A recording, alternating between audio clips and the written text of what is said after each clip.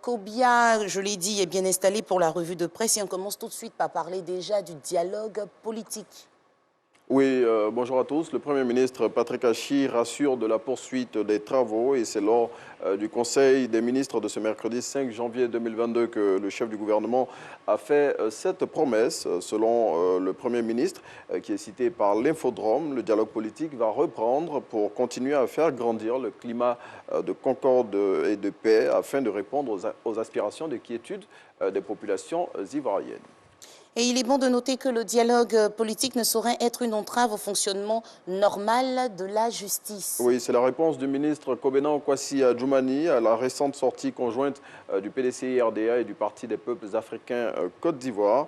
Selon le ministre, qui est par ailleurs porte-parole du Rassemblement des Ofotistes pour la démocratie et la paix, le dialogue politique ne servira pas de parapluie contre la justice pour les personnes qui y participent si leur responsabilité est avérée dans les événements sur lesquels enquête le procureur de la République. Plus de précisions dans Fraternité Matin. Et les travaux ont été suspendus après le drame survenu sur le chantier de l'échangeur de Yopougon, précisément Yopougon-Gesco. Oui, c'est le directeur général de l'agence de gestion des routes AGEROUTE qui a ordonné l'arrêt immédiat de ces travaux à la suite du drame survenu, on se le rappelle, le mercredi 5 janvier 2022, drame qui a fait 9 victimes plutôt, dont un décès et 2 cas graves. Et selon l'expression, l'AGEROUTE, après avoir pris cette décision, a commandé des investigations approfondies sur le site afin d'élucider les circonstances de ce drame.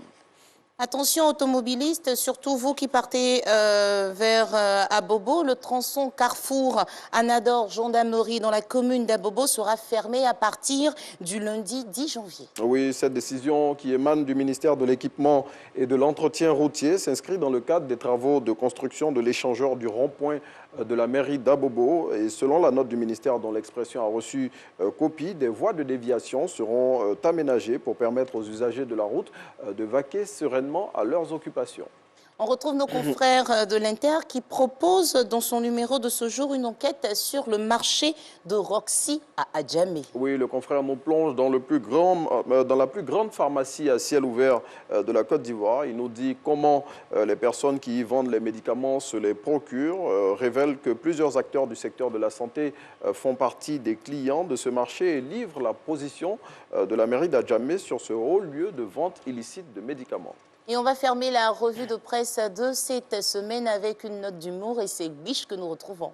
Oui, le confrère qui consacre sa une de cette semaine à la Covid-19, qui, on le sait tous en ce moment, inquiète les autorités ivoiriennes. L'hebdomadaire satirique souhaite, comme tous les Ivoiriens, que la pandémie du moment recule en Côte d'Ivoire. Et pour cela, avec le ton humoristique qu'on lui connaît, il invite les populations à observer les mesures barrières, à respecter les recommandations du gouvernement et surtout à se faire vacciner. Merci Renaud Kobia, on vous retrouve dans quelques instants. Pour quelle rubrique déjà? L'info continue. Merci. Et merci aussi à nos partenaires qui nous